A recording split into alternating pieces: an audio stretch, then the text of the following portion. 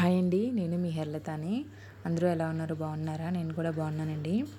ఈ వీడియో అయితే మీతో షేర్ చేసుకోవాలని అనుకున్నాను. అందుకని చాలాసార్లు పెడదామని అనుకున్నానండి, కానీ ఇప్పటికైతే అయింది. వీడియో కనుక నచ్చినట్టయితే కామెంట్ చేయండి తప్పకుండా. ఈరోజైతే నేను పులిహోర చేస్తున్నానండి. పులిహోర అనేది ఎందుకు చేస్తున్నాను అనేది వీడియో ఎండింగ్ వరకు అయితే చూడండి, మీకే అర్థమవుతుంది. వీడియో మీకు నచ్చుతుందని అనుకుంటున్నాను. స్కిప్ చేయకుండా చూడండి. నేను ముందుగా అయితే పులిహోర చేస్తున్నానండి. చింతపండు పులిహోర కాదండి, మామూలుగా మన నిమ్మకాయలతో పులిహోర చేసుకుంటాం కదా, నిమ్మకాయలతో అయితే పులిహోర చేస్తున్నాను. ఇక్కడ అయితే రైస్ అయితే పెట్టానండి. తర్వాత పులిహోరకు కావాల్సినవి మిరియాలు, అలాగే ధనియాలు, జీలకర్ర, ఎండుమిర్చి వేయించానండి. వేయించి పొడి కొట్టి పక్కన పెట్టుకున్నాను. ఇందులో ఒక స్పూన్ ఆవాలు కూడా వేసుకొని వేయించుకొని పొడి కొట్టుకుంటే బాగుంటుందండి. ఇక్కడ రైస్ అయితే అయిపోయింది. రైస్ వచ్చేసి పక్కన పెట్టేసుకున్నాను. ఇప్పుడు పోపు అయితే పెడుతున్నాను అనమాట. పోపుకి ఆయిల్ వేసుకున్నాను. కొద్దిగా ఆయిల్ వేసుకున్న తర్వాత కొద్దిగా ఆయిల్ మరిగిన తర్వాత అందులో నేను ఆవాలు అయితే వేసుకున్నానండి. నేను పొడి చేసేటప్పుడు ఆవాలను అయితే వేయడం మర్చిపోయాను, మీరైతే వేసుకోవచ్చు. ఆవాలు అయితే వేసుకున్నాను. అలాగే ఇందులో జీలకర్ర, పల్లీలు వేసుకున్నానండి. ఒక గుప్పెడు పల్లీలు అయితే వేసుకున్నాను. మనకి పులిహోర అంటే పల్లీలు అనేవి ఉంటే చాలా టేస్ట్గా ఉంటుంది కదండి మనకి. అలాగే పచ్చెనపప్పు వేసుకున్నాను. మినపప్పు కూడా వేసుకోవచ్చండి, లేదంటే స్కిప్ చేయొచ్చు. నేనైతే ఓన్లీ పచ్చెనపప్పే వేసుకున్నాను. వేసుకొని బాగా వేగనివ్వాలండి.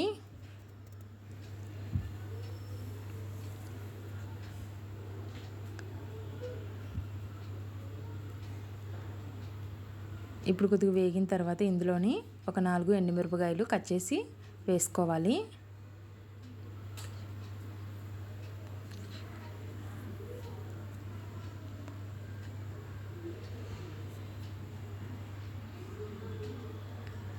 ఈ ఎండుమిర్చి కొద్దిగా వేగాలండి. ఎండుమిర్చి అనేవి కొద్దిగా వేగిన తర్వాత ఇందులో మనం పచ్చిమిరపకాయలు కూడా వేసుకోవాలి, కారానికి సరిపడినంత. నేనైతే ఒక 10 పచ్చిమిరపకాయలు అయితే తీసుకున్నానండి.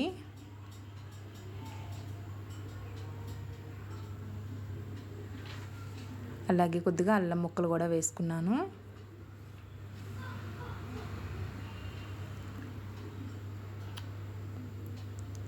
ఇప్పుడు వీటిని బాగా మనం వేయించుకోవాలి.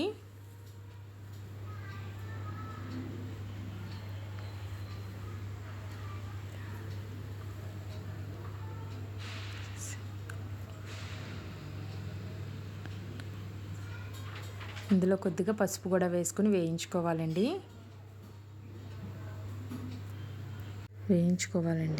చూసారు కదా, వేగింది కదా. ఇప్పుడు ఇందులో కొద్దిగా సరిపడినంత సాల్ట్ అయితే వేసుకోవాలి.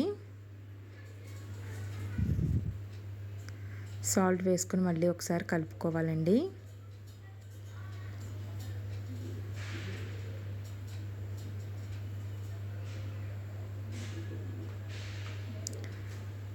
కలుపుకొని పక్కన అయితే పెట్టేసుకోవాలి.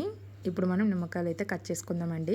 మనం చేస్తుంది నిమ్మకాయ పులిహోర కాబట్టి నిమ్మకాయలకి మనకి రసం అనేది కొద్దిగా బాగా రావాలి అని అంటే నిమ్మకాయలని వాటర్లో పెట్టి ఒక అరగంట సేపు ఉంచితే మనకి రసం అనేది చాలా ఫ్రీగా వస్తుందండి. మనం పిండేటప్పుడు మనకి గట్టిగా అనిపించదు, ఫ్రీగా ఉంటుంది. రసం కూడా చాలా బాగా వస్తుంది. ఇలా రసం అంతటిని కూడా నేను ఒక గిన్నెలోకి అయితే తీసుకున్నాను. ఇప్పుడు రైస్ ఉంది కదా, ఇంకా రైస్లోకి అయితే మనం ఇవన్నీ అయితే కలిపేసుకుందామండి. చూసారు కదా, ఇలా పొడి పొడిగా ఉంటే మనకి రైస్ అనేది బాగుంటుంది. ఇప్పుడు ఇందులోకి నేను ఇందాక ఆల్రెడీ మిరియాలు, అలాగే ధనియాలు, జీలకర్ర, ఎండుమిర్చి పొడి చేశాను కదా, ఆ పొడి అయితే వేసుకోవాలండి. ముందు పొడి వేసుకొని రైస్కి అంతటికి కూడా బాగా పట్టే విధంగా కలుపుకోవాలి.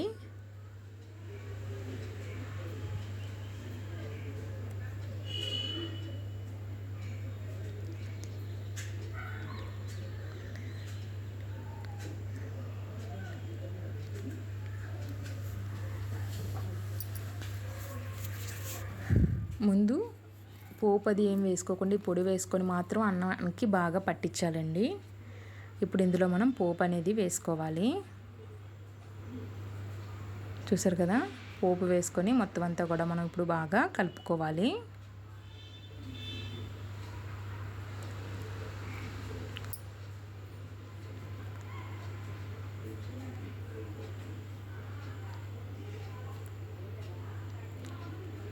ఇప్పుడు ఇందులోని నిమ్మకాయ రసం తీసాం కదా, ఈ నిమ్మకాయ రసం కూడా వేసుకోవాలి. నాకు ఈ రసం అయితే కొద్దిగా సరిపోలేదండి, మళ్ళీ నేను ఒక 3 నిమ్మకాయల రసం అయితే తీసి మళ్ళీ వేసాను.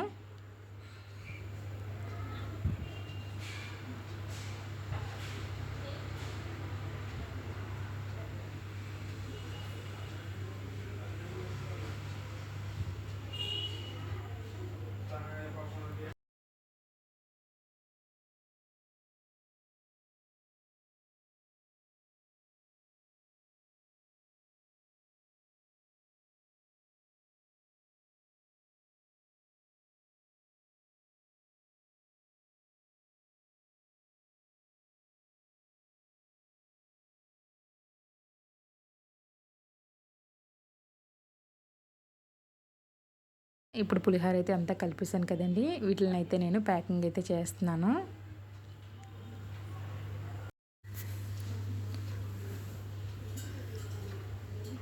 ఈ విధంగా అయితే నేను కొన్ని ప్యాకింగ్లు అయితే చేసుకున్నానండి. కవర్లో అయితేని ఇలాగ పులిహోరనంతటిని కూడా నేను ప్యాక్ చేసుకున్నాను. నాకు ఈ రైస్ ఇలాగా ఒక 7 ప్యాకెట్లు అయితే వచ్చిందండి.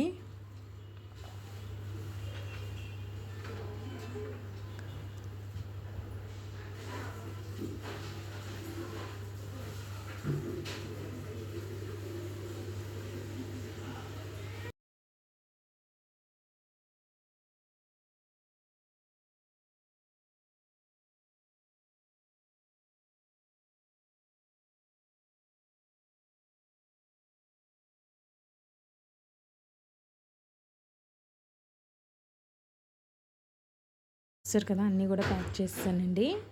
ప్యాక్ చేసి పక్కనైతే పెట్టేశాను.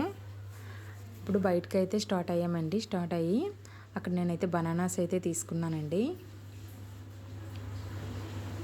అలాగే బిస్కెట్ ప్యాకెట్లు కూడా తీసుకున్నాను. ఇలాగే రైసు, ఒక బనానా, ఒక బిస్కెట్ ప్యాకెట్, ఇవన్నీ కూడా నేను తీసుకున్నాను.